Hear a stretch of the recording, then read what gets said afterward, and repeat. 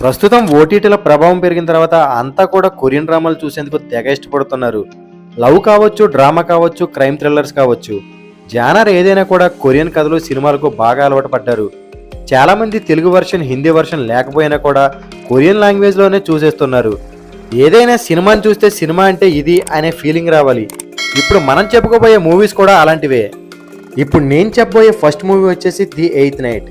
ఈ సినిమా కథ ఏంటంటే, కొన్ని వేల సంవత్సరాల క్రితం రెండు వేరు పేటికల్లో బంధించి ఉన్న కొన్ని అతీంద్రియ శక్తులు తిరిగి వచ్చి మనుషులందరినీ చంపేస్తూ ఉంటాయి. అయితే వాటిని ఆపాలని ఓ యువ సన్యాసి ప్రయత్నిస్తూ ఉంటాడు. తిరిగి వచ్చిన ఆ రాక్షసుడికి రెడ్ ఐ, బ్లాక్ ఐ అని రెండు కళ్ళు ఉంటాయి. ఆ రెండింట్లోనే ఆ రాక్షసుడి శక్తులు ఉంటాయి. వాటిలో రెడ్ ఐ ఓ 7గురిని ఆవహించిన తర్వాత బ్లాక్ ఐని కలిసిందంటే మాత్రం ప్రపంచం అంతం అయిపోతుంది. దాన్ని ఆపేందుకు ఆ యువ సన్యాసి ఏం చేశాడు? అతనే బలి అవుతాడా లేదా దాన్ని ఆపుతాడా? తర్వాత ఏం జరిగింది తెలియాలంటే మాత్రం ఈ సినిమాను చూడాల్సిందే. ఈ సినిమా ప్రస్తుతం నెట్ఫ్లిక్స్లో అందుబాటులో ఉంది. ఈ సినిమాలోని ప్రతి సీన్ కూడా మిస్టీరియస్గా కొనసాగుతూ ఉత్కంఠతో చూసేలా ఉంటుంది. ప్రస్తుతం ఈ మధ్యకాలంలో ఈ తరహా సినిమాలను బహుశా చూసి ఉండరేమో. సస్పెన్స్, మిస్టరీ థ్రిల్లర్స్కి నచ్చే వాళ్ళకైతే ఈ సినిమా బాగా నచ్చేస్తుంది. ఎప్పటికప్పుడు కొత్త సినిమాలు చూస్తూ బోరు కొట్టిన వాళ్లకు ఈ సినిమా ఓ మంచి ఎక్స్పీరియన్స్ ఇస్తుంది. ఇప్పుడు మనం చెప్పుకోబోయే సెకండ్ మూవీ వచ్చేసి రెస్క్రెక్టెడ్ విక్టిమ్స్. రెగ్యులర్గా వచ్చే థ్రిల్లర్ జానర్లో కాకుండా రివర్స్ స్క్రీన్ ప్లేతో వచ్చిన ఈ సినిమా చాలా భిన్నమైన కాన్సెప్ట్తో సినీ లవర్స్ను ఆకట్టుకుంటుంది. మరణించిన వాళ్ళు తిరిగి వస్తే అనే మిస్టరీ థ్రిల్లర్ జానర్లో వచ్చిన ఈ సినిమా నిడివి గంటన్నరే ఉన్నా చివరి వరకు సస్పెన్స్తో సాగుతుంది.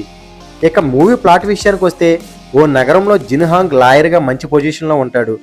అయితే అతను అంతకు 7 సంవత్సరాల క్రితం జరిగిన తన తల్లి హత్య కేసును కోర్టులో వాదిస్తూ వచ్చి చివరకు అసలు హంతకుడిని వెతుకు పట్టుకుని శిక్ష పడేలా చేస్తాడు. ఈ క్రమంలో ఓ రోజు సడన్ గా చనిపోయిన అతని తల్లి తిరిగి వచ్చి కుమారుడిని చంపేందుకు ప్రయత్నం చేస్తుంది. దీంతో ఒక్కసారిగా షాక్ గురవుతారు. ఈ విషయం తెలుసుకున్న పోలీసులు రంగంలోకి దిగుతారు. దీంతో కొన్ని కొత్త విషయాలు బయటపడతాయి. ఇంకా చాలా దేశాల్లో ఇలాగే చనిపోయిన వారు తిరిగి వచ్చి తమ మరణానికి కారణమైన వారిని చంపి ప్రతీకారం తీర్చుకుని మాయమైపోతున్నారని తెలుస్తుంది. ఈ నేపథ్యంలో చనిపోయిన తల్లి తిరిగి వచ్చి తన మరణంతో సంబంధం లేని కుమారుడిని ఎందుకు చంపాలనుకున్నదే పాయింట్. అసలు 7 సంవత్సరాల క్రితం ఏం జరిగిందనే ఆసక్తికర కథనాలతో సినిమా సాగుతూ క్లైమాక్స్ వచ్చేసరికి మంచి ఎమోషనల్గా ముగుస్తుంది. 2012లో సౌత్ కొరియాలో వచ్చిన ఒక నవల ఆధారంగా తెరకెక్కిన ఈ సినిమా ఇప్పుడు జియో సినిమా ఓటీటీలో ఫ్రీగానే స్ట్రీమింగ్ అవుతోంది. ఇప్పుడు మనం చెప్పుకోబోయే మూడో సినిమా ఫర్గటెన్.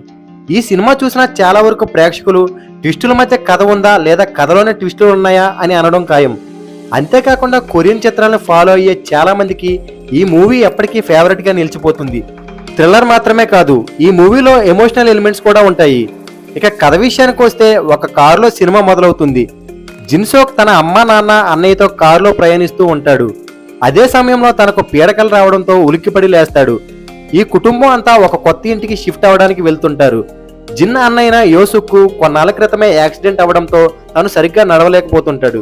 జిన్సోక్ కుటుంబం అంతా ఆ కొత్త ఇంట్లో సెటిల్ అయిపోతారు. కానీ జిన్సోక్ మొత్తం ఆ ఇంట్లో వింత వింత శబ్దాలు వినిపించడంతో పాటు పీడకళ్ళు కూడా వస్తుంటాయి. దీంతో ఒక రాత్రి యోసుక్ తన తమ్ముడిని అలా బయటకు తీసుకువెళ్తాడు. అదే సమయంలో యోసుక్ను కొందరు కిడ్నాప్ చేస్తారు. జిన్సోక్ పరిగెత్తుకుంటూ ఇంటికి వచ్చి తన అన్నయ్యను ఎవరో కిడ్నాప్ చేసిన విషయం తల్లిదండ్రులకు చెప్తాడు.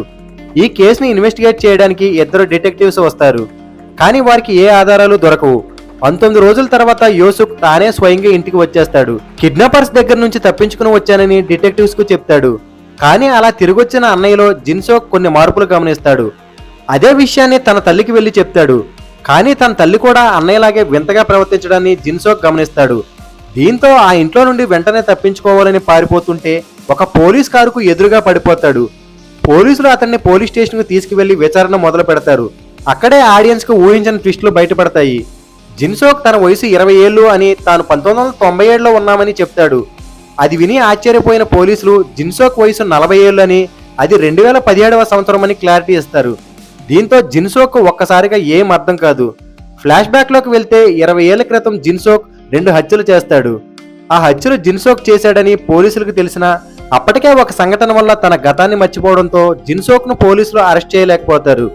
అందుకే తన జీవితంలో గుర్తున్న విషయాలను రీక్రియేట్ చేయగలిగితే తాను హత్యలు ఎందుకు చేశాడో గుర్తొస్తుందేమో అన్న ఆలోచనతో తనకు ఒక నకిలీ అమ్మ, నాన్న, అన్నయ్య పాత్రను క్రియేట్ చేస్తారు. ఇదంతా తెలిసిన జిన్సోక్ ఏం చేస్తాడు? తనకు గతం గుర్తొస్తుందా? అసలు ఆ హత్యలు ఎందుకు చేశాడు అన్నది మిగతా స్టోరీ. థ్రిల్లర్తో పాటు ఎమోషనల్ కంటెంట్ కావాలి అనుకునే ప్రేక్షకులు నెట్ఫ్లిక్స్లో ఉన్న ఈ ఫర్గటన్ చూసేయవచ్చు. ఇప్పుడు మనం చెప్పుకోబోయే 4వ cinema house of the disappeared. మామూలుగా థ్రిల్లర్ సినిమాల్లో తర్వాత ఏం జరుగుతుంది అని ప్రేక్షకులు గెస్ చేస్తుంటారు, కానీ కొన్ని సినిమాల్లో వారు ఊహించింది అస్సలు జరగదు. అలాంటి మూవీస్లో ఒకటి హౌస్ ఆఫ్ ది డిసపియర్డ్. ఈ చిత్రం ప్రీ క్లైమాక్స్ చేరుకునే వరకు అసలు ఇది టైం ట్రావెల్కి సంబంధించిన సినిమా అని ఎవరు గెస్ చేయలేరు. అలా అనుక్షణం ట్విస్టులతో సాగే కథ ఇది. ఇక హౌస్ ఆఫ్ ది డిసపియర్డ్ కథ విషయానికి వస్తే 1992లో కథ మొదలవుతుంది. మీహు అనే మహిళ దెబ్బలతో ఇంటి బేస్మెంట్లో పడుంటుంది. లేచి చూసి తన కొడుకును కాపాడుకునే ప్రయత్నం చేస్తుంది, కానీ అంతలోనే తనను ఏదో శక్తి బేస్మెంట్లోకి లాక్కెళ్తుంది. తన భర్తను చంపినందుకు, తన కొడుకు కనిపించకుండా పోయినందుకు మీహును అదుపులోకి తీసుకుంటారు పోలీసులు. 25 ఏళ్ల తర్వాత తనకు గొంతు క్యాన్సర్ రావడంతో పోలీసులు తనను జైలు నుండి విడుదల చేస్తారు. 25 ఏళ్లకు ఒకసారి ఆ ఇంట్లో ఉన్నవారు మాయమైపోతుంటారు. అసలు ఆ ఇంట్లో ఏం జరుగుతుంది, ఆ బేస్మెంట్లో ఏమున్నది అనేది story. House of the disappeared అనేది టైం ట్రావెల్ సినిమా అని తెలియడమే ఇందులో అతిపెద్ద ట్విస్ట్. అసలు ఆ ట్విస్ట్ని ఎవరు ఊహించలేరు. ఒక్కసారి ఇది టైం ట్రావెల్ అని రివీల్ అయిన తర్వాత వెంటనే ప్రేక్షకులకు ఊహించని ఎన్నో ట్విస్టులు వస్తుంటాయి. ఒక మంచి థ్రిల్లర్ ప్లస్ టైం ట్రావెల్ కథను చూడాలంటే అమెజాన్ ప్రైమ్లో అందుబాటులో ఉన్న ఈ హౌస్ ఆఫ్ ది డిసపియర్డ్ ని చూసేయండి. ఇప్పుడు మనం చెప్పుకోబోయే ఈ కొరియన్ మూవీ ఇంగ్లీష్లో మాత్రమే కాదు, తెలుగు, హిందీ భాషల్లో కూడా అందుబాటులో ఉంది. ఈ మూవీ పేరే మిడ్ నైట్. ఇది అమెజాన్ ప్రైమ్లో అందుబాటులో ఉంది. తల్లి, కూతురు, అన్న, చెల్లెళ్ళు ఈ నలుగురు జీవితాల్లో జరిగే కథే ఈ మిడ్ నైట్ మూవీ. నిజానికి ఇది పెద్ద కథ కాదు. ఒక రాత్రిపూట ఈ నలుగురు జీవితాల్లో ఏం జరిగిందో చాలా చక్కగా అద్భుతంగా తెరకెక్కించారు. సాఫీగా సాగిపోతున్న వీళ్ళ జీవితాల్లోకి ఒక సీరియల్ కిల్లర్ ఎంటర్ అవుతాడు. అసలు అతనికి వీళ్ళకి ఉన్న పగ ఏంటి, అతను వీళ్ళను ఎందుకు టార్గెట్ చేశాడు, వీళ్ళని చంపాలి అనే కక్ష ఎందుకు ఏర్పడింది, ఇలాంటి ఆసక్తికర ప్రశ్నలకు సమాధానాలు చూపిస్తూ కథను ముందుకు తీసుకువెళ్తారు. ఈ మూవీలో మరో ఇంట్రెస్టింగ్ పాయింట్ ఏంటంటే తల్లి కూతుళ్ళు ఇద్దరికి మాటలు రావు, చెవులు వినిపించవు, కానీ ఒక సీరియల్ కిల్లర్ని ఎదిరించి వారి ప్రాణాలు కాపాడుకునే సీన్స్ మెప్పిస్తాయి. మాటలు రాకపోయినా, చెవులు వినిపించకపోయినా వీళ్ళిద్దరూ పోరాడే తీరు అందరినీ మెప్పిస్తుంది. అలాగే అన్న చెల్లెలు, తల్లి కూతుళ్ళ మధ్య బాండింగ్ కూడా ఆకట్టుకుంటుంది, కాస్త ఎమోషనల్ కూడా చేస్తుంది. ఈ మూవీలో సీరియల్ కిల్లర్ యథేచ్ఛగా హత్యలు చేస్తుంటాడు. అలా నిర్దాక్షిణ్యంగా హత్యలు చేసే స్మార్ట్ కుర్రాడితో ఈ నలుగురు చేసే పోరాటాన్ని మాత్రం తప్పక చూడాల్సిందే. ముఖ్యంగా ఈ మూవీ స్క్రీన్ ప్లే మీకు బాగా నచ్చుతుంది. ఒక రాత్రి జరిగిన విషయాలను, వారి జీవితాలను, వారి కన్న కళలను చాలా సింపుల్ వేలో చూపిస్తూ వెళ్ళిపోయారు. మలయాళం డ్రామాలు ఇష్టపడే వారికి ఈ మిడ్ నైట్ మూవీ విపరీతంగా నచ్చుతుంది. సో ఇది ఫ్రెండ్స్ ఈరోజు వీడియో. ఇప్పుడు నేను చెప్పిన ఈ లిస్ట్లో ఏదైనా సినిమా మీరు మిస్ చేస్తుంటే ఖచ్చితంగా చూసేయండి, ఎందుకంటే ప్రతి సినిమా కూడా చాలా ఇంట్రెస్టింగ్గా ట్విస్టులతో ఉంటుంది. ఈ వీడియో కనుక మీకు నచ్చితే వీడియోని లైక్ చేసి మన ఛానల్ సబ్స్క్రైబ్ చేసుకోండి. నెక్స్ట్ మరో ఇంట్రెస్టింగ్ వీడియోతో మళ్ళీ కలుద్దాం. Thank you so much and bye.